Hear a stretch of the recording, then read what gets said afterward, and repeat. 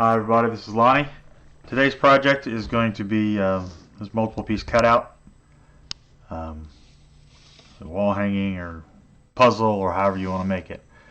When we're doing this, there's two ways in which you can do this. When you go to the cutout part, you can cut out pieces of wood, paint them, and then put them all back together that way. Or you can cut out pieces of colored acrylic, put it together and use it that way. It's totally up to you. When you go to cut the pieces out, you can cut them out at the normal space, and what that does is that allows them in and out easier. You know, stick and hang up in there. The other way is you can do the offset on them. I only did a couple of them this way, but if you do the offset on them, they'll stay in there on their own. You may use a piece of glue, but they're pretty much stuck in there. Okay, and the way that I would do it, which is the easiest way to do it, less time consuming to do it, make a backer board and glue this to it. Now you can take your other pieces, drop them in. If you want them to be permanent in there, just put a drop or two on the back of glue, stick them in there, let it dry, and you'll be done. If you want to make it like a puzzle, just leave the pieces as they are, and then you can put it together, and then when you're done, you can dump it over, dump all the pieces out, and start again.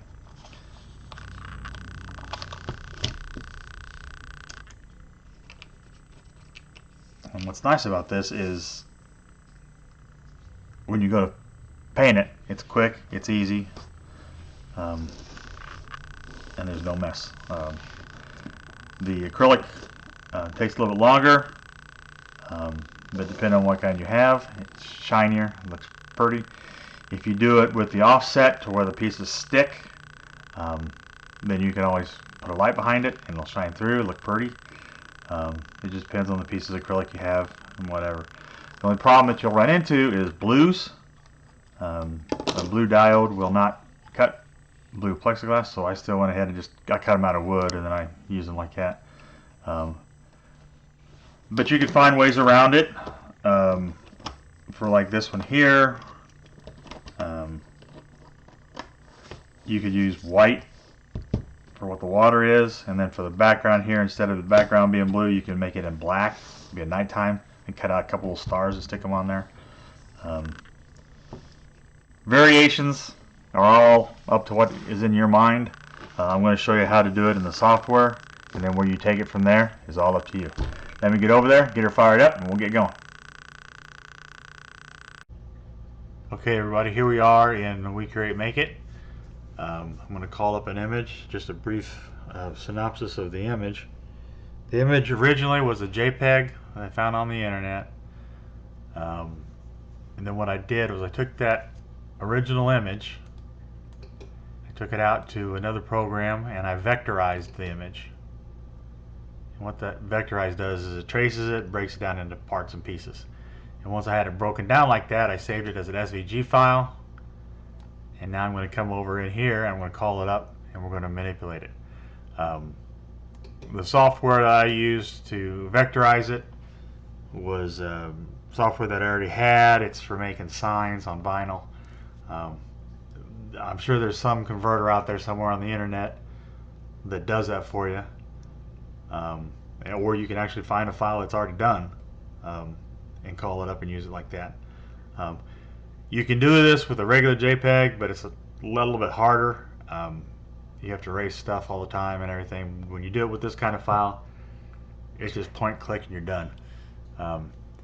So let me call up the file and we'll show you how we did it. Alright, so we got file.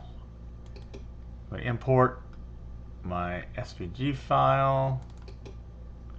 And as you see there, it looks just like it would any other file. And the way that you know that you've got the right one is when you click on it, split appears. And when you click on split, this outline that's around my image now will show up around every component within inside the picture. So I'm going to hit split,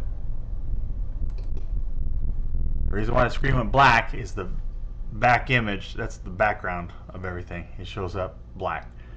Alright, so now what I'm going to do is I'm going to select the background. So it's selected. And then I'm going to move it off to the side.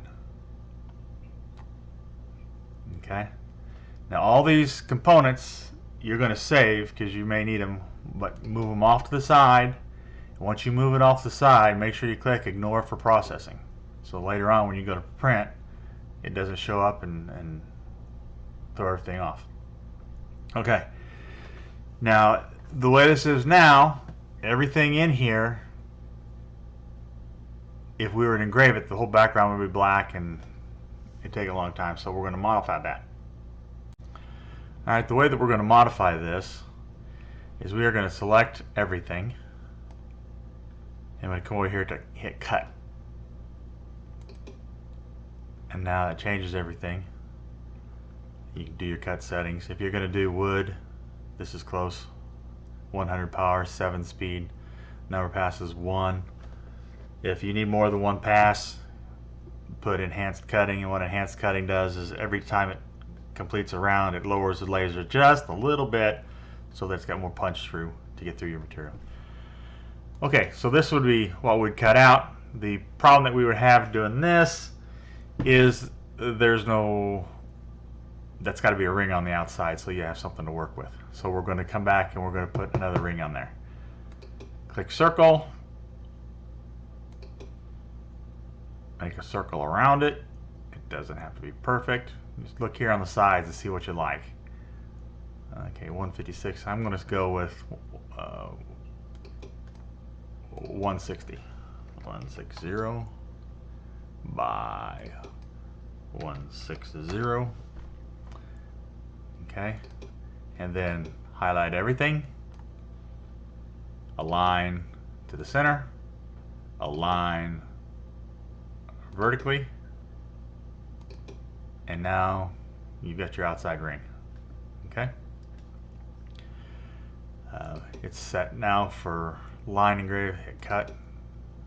Change your settings. Make sure it makes what you want. Now's the time you can come in here and you can change whatever you want. I'm going to ungroup it, and then these little pieces down here, they're supposed to be waves, I guess. I don't like them, so I'm going to take them out. And what I'm basically going to do is I'm going to highlight it and hit delete. You can do other things while you've got this. If you wanted to grab another image and import something, like a little campfire, you can put a campfire on here and there's stars in the background. Put a name, make this ring bigger and then put a name around the outside of it, however you want to do it. Another thing that I'm going to do, instead of dealing with these little bitty pieces here, trying to paint them and stick them back in, they're tree trunks. So I'm going to make those fill engrave, and then I'm going to make them so when I get done they're going to look like tree trunks. 150 and 60.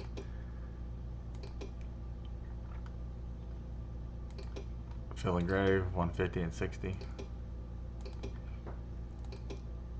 Okay, so that's it. She's ready to be sent over. So what's going to happen now when I send it over to the laser, it is going to engrave the tree trunks, and then it's going to go through and it's going to cut everything out. And I'm basically going to end up with the ring and a bunch of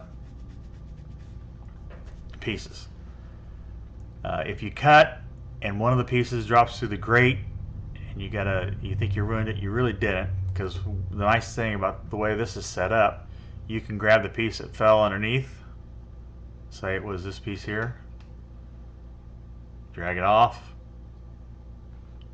and reprint it, and if it was messed up before, it won't be now, and all the sections will be the same. It'll be good to go as a replacement.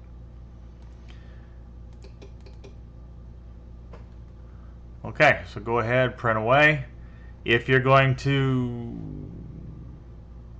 stick it together as wall hanging or whatever, you need a background for it. The way to do that is I'm going to take this whole thing here, I'm going to copy, set it off to the side, paste another image of it here, And then I'm going to take everything out of the image except for that background. So we know for sure this is going to be the exact same size background as this here. The only thing that we're going to do is we're going to add something onto it so that we can hang it on the wall. The easiest way to do that is click a circle, make a circle. Size is your preference. Bring it over and make it so that it hangs up a little bit above your other circle. Highlight the two of them, center horizontally, and then merge graphic shapes. So there you go. Now you're going to come over here and make us another circle. Maybe whatever size you want, anywhere from 3 to 5 millimeters, big enough hole to hang something on. Okay, once you got it, bring it over here, zoom in,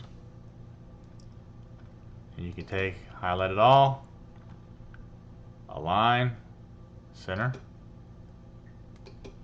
and make sure that hole's where you want it.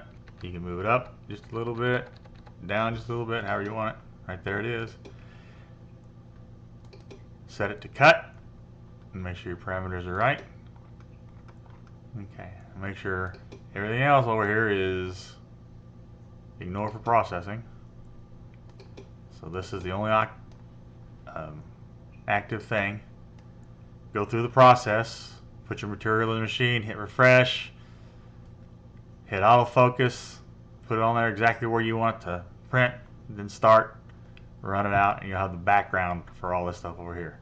So you'll have this background when you're done printing, and you'll have this. Alright, when you're done, you'll have all these different pieces. You'll glue the background piece to the ring, and then paint your individual inside pieces. And once they're dry, stick them all on there, and you've got a done project. This is the basics. You can make it as complicated as you want. If you're going to do the wood and like a jigsaw puzzle, there's no need to do any corrections on size. If you are going to use plexiglass, or you want the wooden pieces to fit tighter, what you're going to want to do. Now this sounds complicated, but after you do it 1 or 2 times, it's easy. You're going to want to take the inside pieces that you've got, say the inside of this tree. This is what you're going to want to be green. Right now, you put it in there, it's just going to drop into place, easy peasy, like a jigsaw puzzle. If you want them to fit tight and you're using wood, you take the individual piece, hit offset, and then on your size, run it down. And if you're going to do it in wood, 1.75 offset, confirm, and here's your offset. So this is the normal size, ignore for processing. This is the offset size, do it as a cut. Okay, for wood,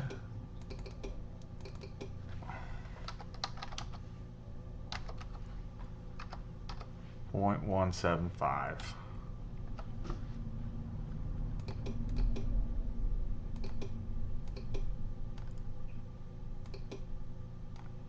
If you're going to do it with plexiglass or acrylic, I'm sorry,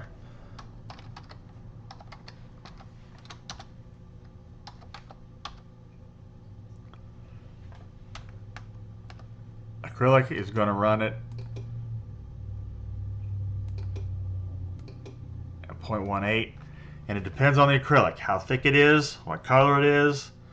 You know, I've had it go up as far as 0.195. You have to play with it a little bit. 1.18 is a good place to start. 0.185. That's to get them to fit in there tight. If you want to make this so that you can make a sun catcher out of it, make them so they fit tight, just a little drop of glue, and it'll hang there all day long. Little practice and experimentation will get it done. And the nice thing about it is you can do this one piece at a time get your zone in on this one, and whether it's 175, 185, 180, whatever. Do it on a small piece like this until you get in the right zone, and then you can go ahead and do all your other pieces, these bigger pieces like this. That way you're not wasting material cutting it. It's not right. Do it again. Okay, hope that helps. If you got problems, let me know. Like, share, follow, subscribe. That helps me keep this stuff going.